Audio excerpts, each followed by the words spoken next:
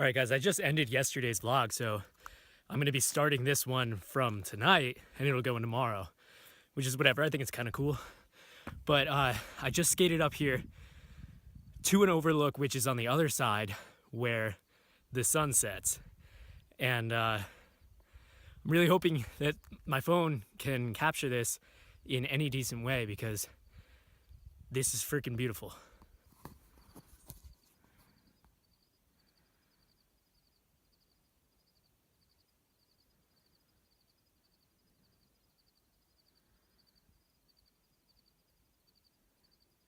That looks like a postcard, doesn't it?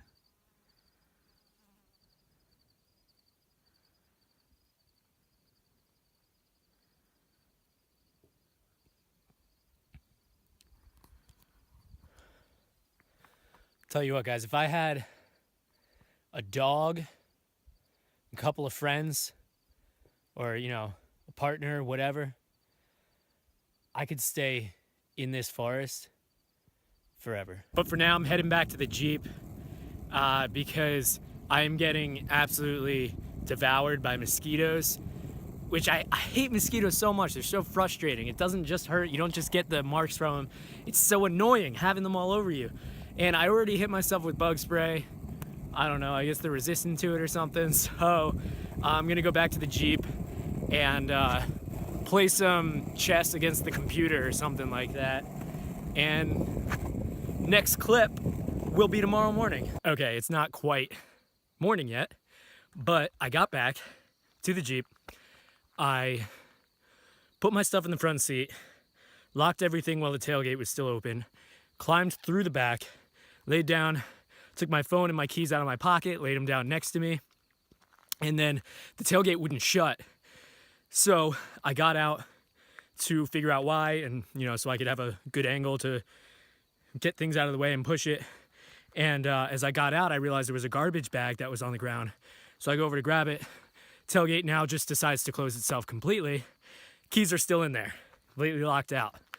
Luckily, guys, I've mentioned this in the past, but from a time where I was off-roading and sort of messed the Jeep up, which is the reason I have this red fender, the door also got messed up, and it pinched the window in such a way that this is as far as it shuts. So I'm never really locked out. I just have to find the right shaped stick, get it in there, and hit the unlock button. Anyway, all is well. See you in the morning. Just woke up, guys, and the sun is just beginning to rise. Gonna grab that coffee that I have and a peanut butter bar and just watch it come up. It's freezing and windy out there, but I got the coffee, I got some bars, and I just have the tailgate popped. I'm under the blankets, and I'm just gonna watch the sun come up now from here. And I put the GoPro out there, so I'll throw in a time lapse too.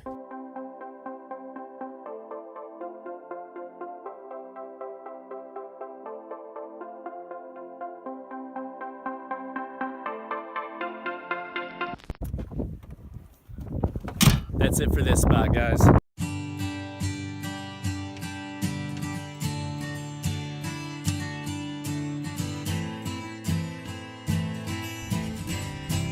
So I actually just did some work in this Burger King here. Not the best working environment, but whatever, it works. They have Wi-Fi. And then I was looking up some stuff like the route that I'm gonna be taking moving forward. And I think the next big stop is gonna be Gila National Forest in New Mexico, but that's about 6 hours away. So between here and there is just gonna be, you know, whatever ends up happening. The only things I know I'm gonna have to do is find places to sleep, find places to get Wi-Fi. Everything else is gonna be whatever I feel like doing, whatever I see on the way. And yeah, pretty fun. This is what I'm talking about, guys. This is the kind of thing I wanted to show you before I got out of here. This is a good way to say goodbye to Arizona.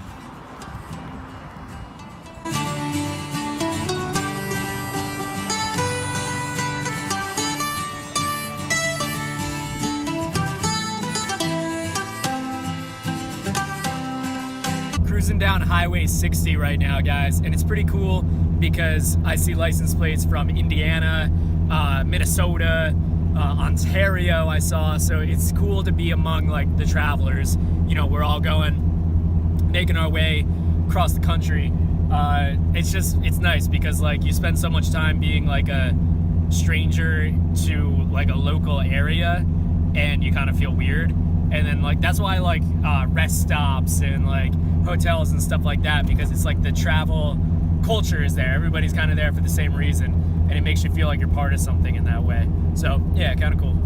Filling up the tank right now, guys. The home of the world's smallest museum is right there. Yeah, filling up, and it's still pretty early in the day. It's so nice out. I'm so glad about the weather, and yeah, about to get back on the road. Just gonna grab some water inside the store and then get back on the road. Now this is unreal, guys. This drive is just getting better and better and more scenic. Look at this.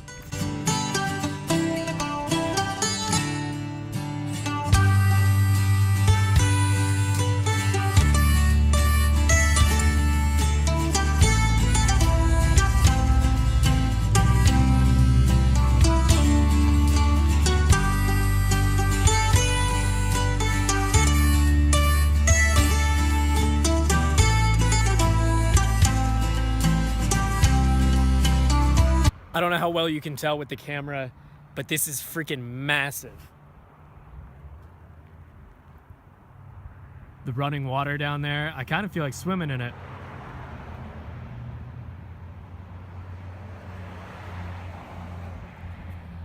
And look at that, all the way over there. I'll be on that road soon. Unreal, really cool drive.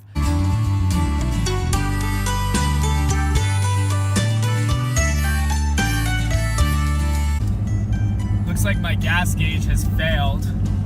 I just filled up a little while ago, so it's far from empty, and it's below E on the gauge.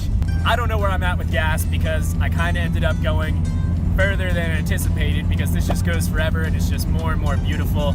But I punched in Walmart into the GPS because I finally just got some service again. So I'm gonna pull over at Walmart, and to tell you the truth, with all this driving, depending on if there's a place with Wi-Fi close by, I might just be settling in this area for the day.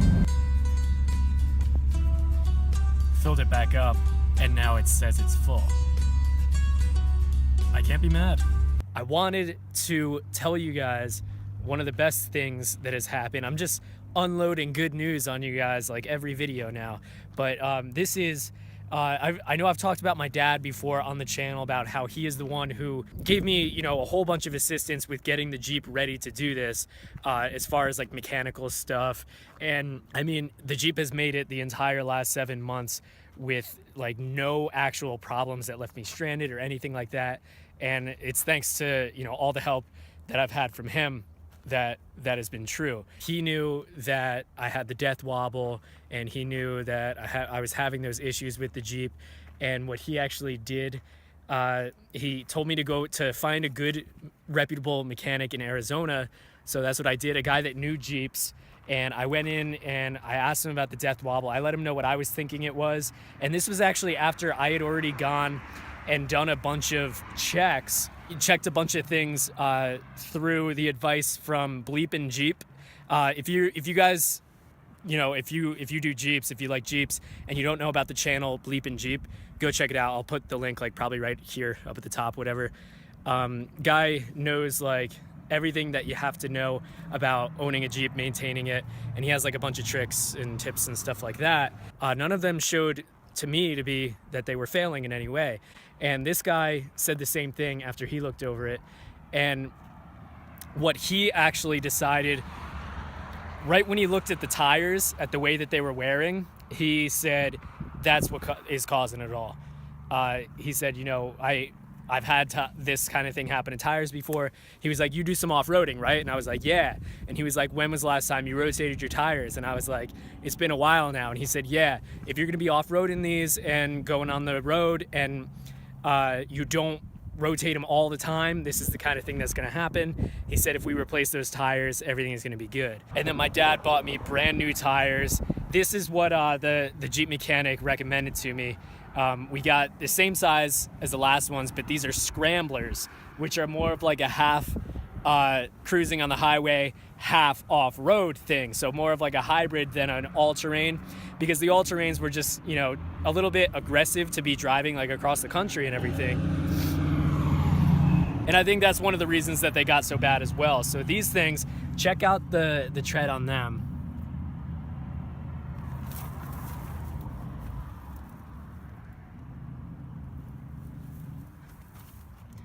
Super nice. You can tell they're brand new. Still got the same wheels on them, my Steelies, the black ones.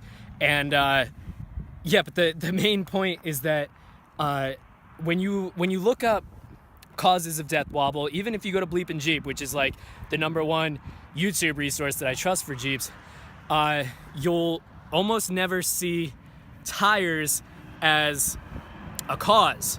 But if you look deep, you know, into the forums where people are saying, oh, I've tried everything, I've replaced my track bar, all that stuff, you will find some cases where people said, once I threw new tires on them, all of the shake, all of the wobble went away. And I am one of those cases, 100%. Even way before death wobble, I had a thing where it would, you know, shimmy back and forth around 50 miles an hour. That is completely gone. I feel like I have a brand new suspension. I've done a ton of highway driving since, and I have had no shakes, no wobbles, nothing like that. Of course, I am keeping the closest eye possible on everything, on the tires for any wear, on my suspension components. And I am making sure that, you know, I don't end up in that same position that I was in. But for right now, it's pretty amazing to have these tires, guys. You know, high quality, brand new, and they're a better fit. So I'm pumped about all that. And I'm pumped about where I am right now. It's unreal.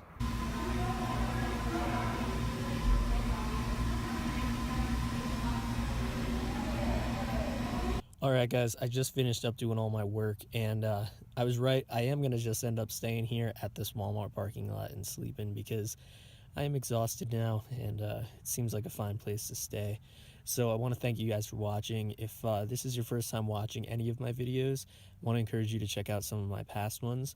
If you click right here, I will put a video that will actually explain to you why I live in a Jeep Cherokee in the first place. And if you click over here, I will put the most recent video, which in this case would be video that I uploaded yesterday, because I am doing daily videos right now as I travel east. Thank you guys. I will talk to you tomorrow.